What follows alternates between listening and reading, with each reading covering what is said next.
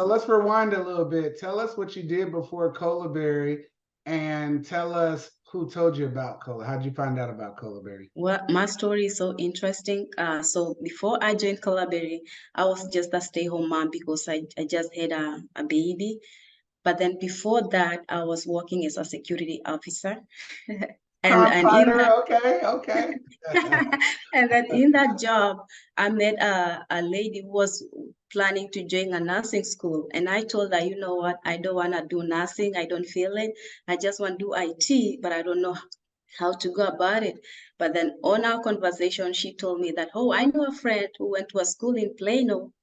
I can connect you with him so that you can talk to him. So she did that, and I talked to that guy, and she was like, and he was like, I really went to Colaberry, it's a good school, and you can enroll for it. So, but then before that, I had kind of came across in Facebook somebody talking about it. So when I got to meet this guy, then now it kind of validates my, the doubts that I had, and because I at this point I know there's something we went through the program, and now it's not like an ESA. Like I know this guy, and he went through the program, and he's encouraging me to go through it. But then right when I was almost joining, that's when I had my baby, and I had to pause it a little bit until my baby turns 1. Then I got to join Colaberry, and it's been an amazing journey.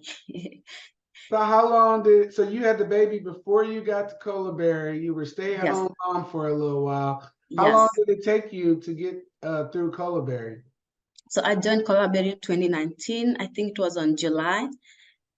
And on 2020, of which that's when we had COVID, and at some point also, I think I blame myself on this because like I told you, the fear is making us not to put ourselves out there.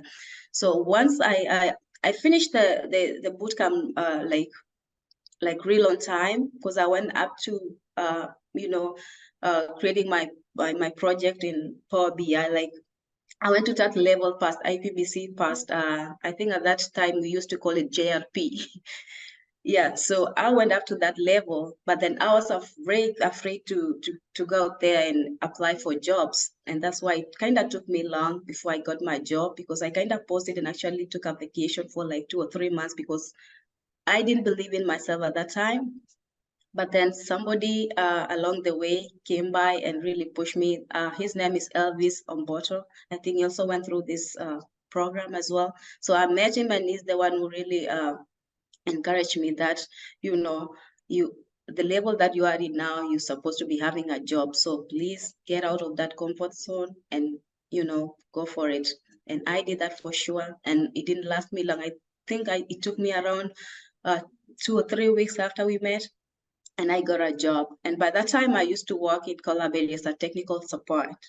So I think I was kind of taking comfort that I'm still having something, Yeah, but then, yeah. And also another thing that I need to mention that I think at that time, we had Juliet who was working in Colaberry, and there was an opening in Colaberry for a technical advisor, and Juliet was sourcing people to fill that position. And when she got to me and she was like, Caro, I need you to take this position. But first she asked me, how far are you in the program? So I told Juliet, I'm finished. Actually, I'm really trying to get, to interview, to apply for jobs and, get ongoing. And she was like, I'm not giving you this job because you are there. Like, you just closer than you can think. But I was just trying to persuade her, please, I really need this Colaberry job because I felt like this is a sure bet. Like, I know I'll get this one. But Juliet said, no, I'm not giving you this job. And once she refused, it didn't last me like a week and I got that job, my dream job. I'm like, thank you, Juliet. In the last 2 years, tell us how your life has changed. Oh, it has really changed in terms of, of course, my financial position now is really secured. Like a year ago, we bought a house, my dream house. Hold on. Everybody take yourselves off of mute and give her a woo, woo, Yeah. woo, woo, woo. Okay, awesome. You bought your dream house? Yeah. Nice. Yeah, that actually I've been able to, to travel, give my baby whatever she needs, which that's something I couldn't do that before. It was hard to be able to balance between having to plan, like, but now at least I don't have to really think much into it before doing her what she wants.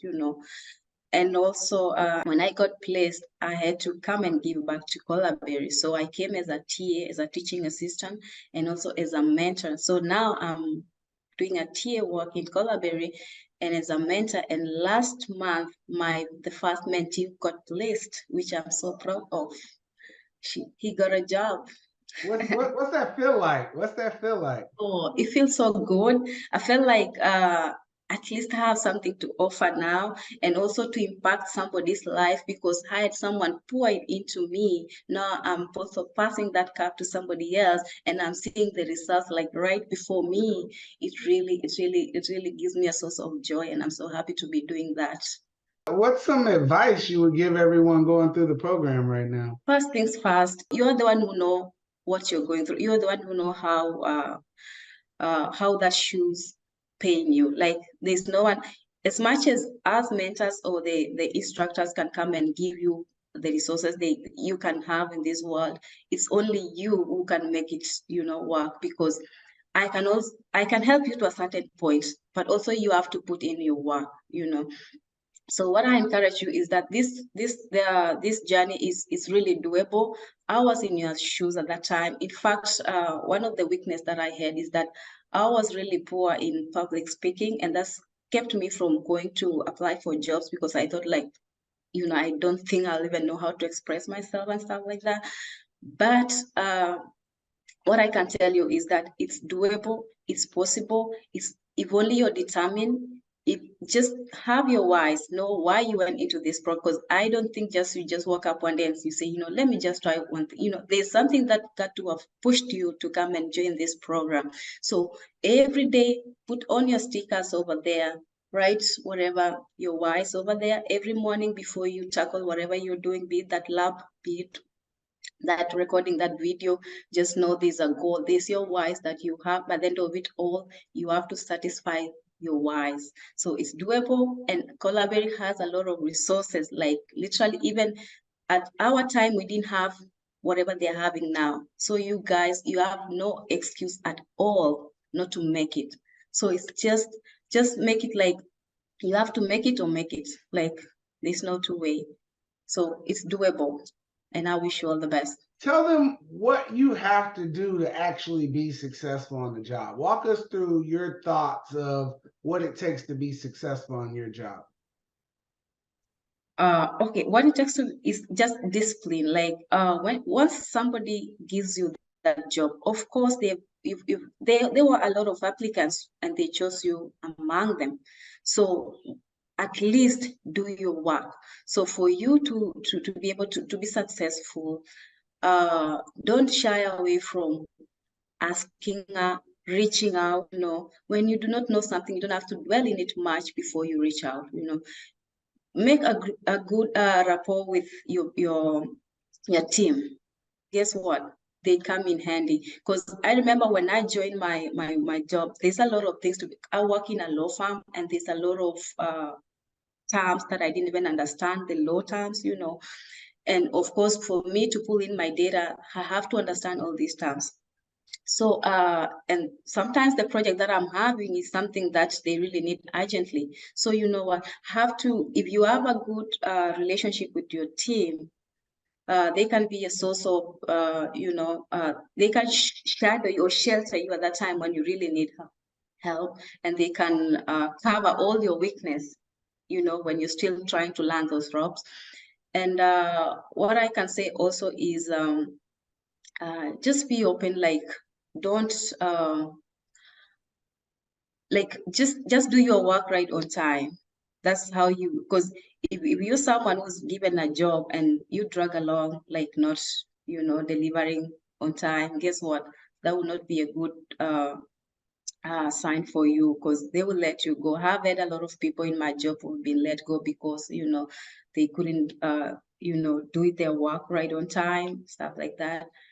And some of the weakness that they had is not reaching out, because some people think that if I reach out, then they'll think that I do not know this stuff. So they just try to do their own way, which their own way is the wrong way. And by the end of the day when they come and look what you did, it's totally wrong. So it's good to ask, and also, try your best to do the right thing.